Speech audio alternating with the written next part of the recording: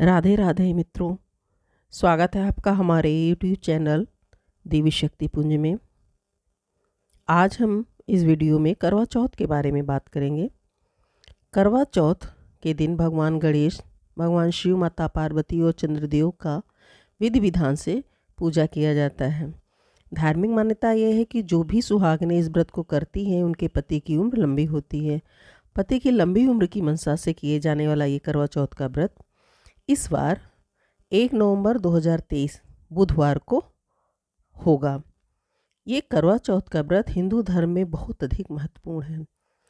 चाहे ग्रामीण स्त्रियां हों या शहरी आधुनिक महिलाएं तक, सभी नारियां करवा चौथ का व्रत बड़ी श्रद्धा और उत्साह के साथ रखती हैं।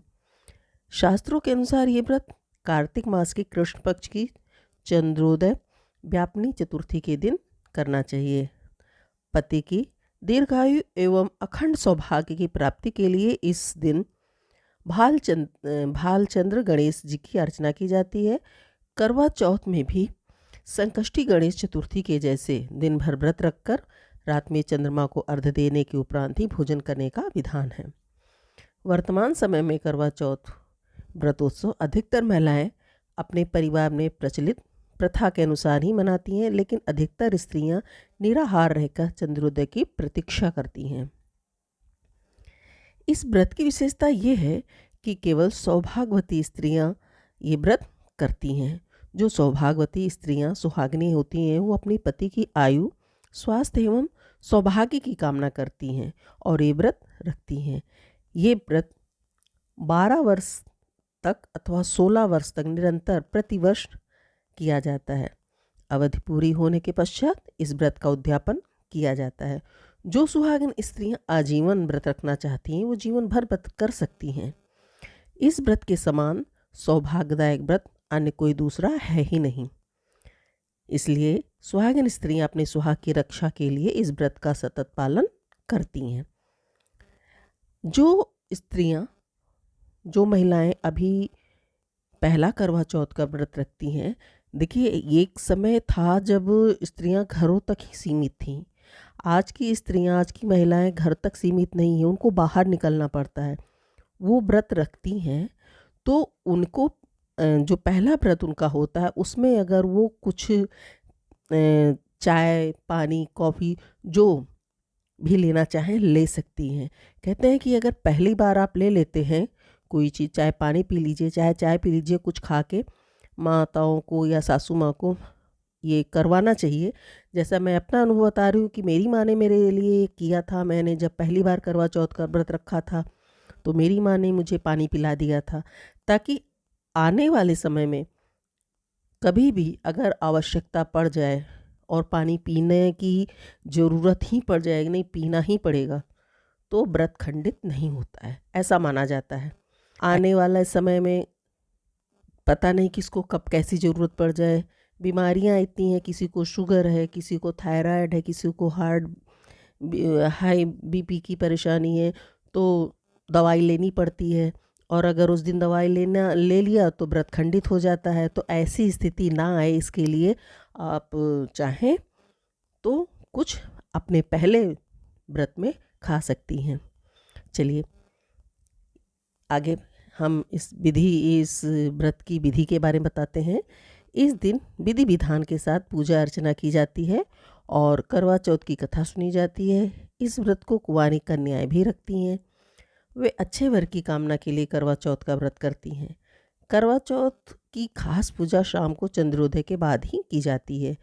पूजा और व्रत की विधि के अनुसार करवा चौथ के दिन सुबह उठकर स्नान आदि करके स्वच्छ वस्त्र धारण करें और ईश्वर के सामने हाथ जोड़कर व्रत का संकल्प लें और फिर इस मंत्र का जाप करें। मम सुख सौभाग्य पुत्र पौत्रादि सुस्थिर श्री प्राप्ते कर्क चतुर्थी व्रत महम करिष्ये। इसके बाद दोपहर में पूजा की तैयारी करें। शाम को स्त्रियां खूब अच्छे से सज धज कर पूरे सुहाग का जोड़ा पहन के पूरे अच्छे से श्रृंगार करके पूजा के लिए तैयार होके बैठें। शाम को ज़मीन पर चौक लगाएं और माँ पार्वती और शिव की कोई ऐसी फ़ोटो लकड़ी के आसन पे रखें जिसमें भगवान गणेश और माता पार्वती की गोद में गणेश जी बैठे हों।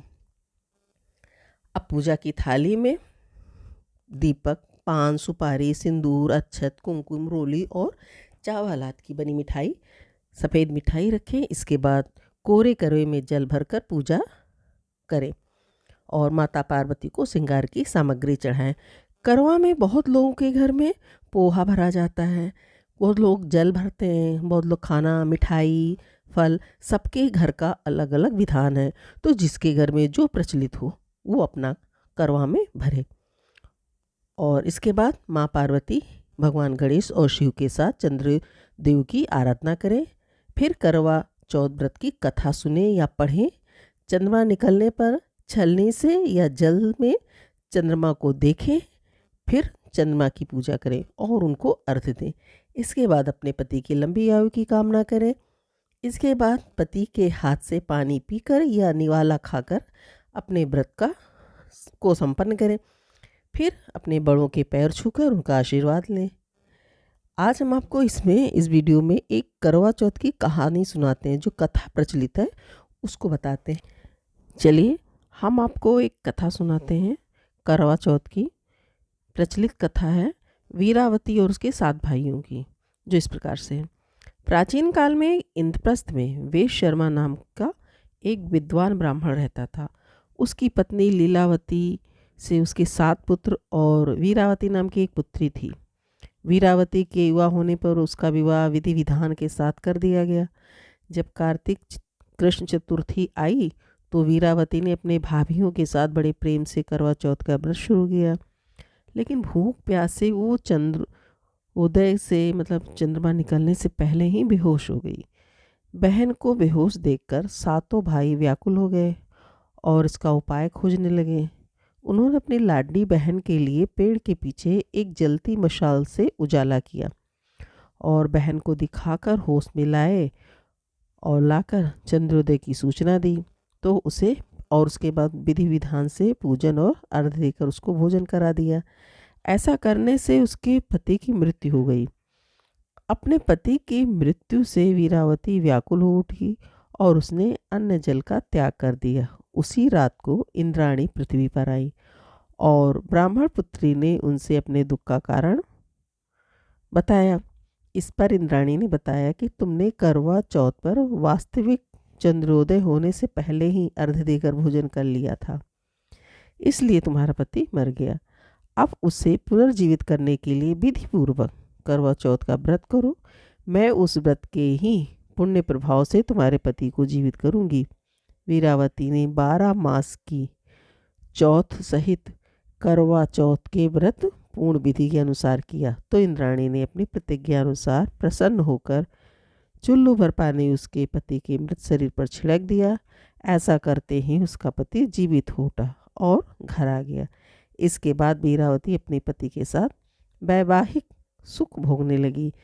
समय के साथ उसे पुत्र, धन, धान्य और पति की दीर्घायु का लाभ मिला। तो करवा चौथ की ये कथा है। आप सबको ये वीडियो बहुत अच्छी लगी होगी। अगर अच्छी लगी तो हमारे वीडियो को लाइक कीजिए और चैनल को सब्सक्राइब कीजिए। धन्यवाद।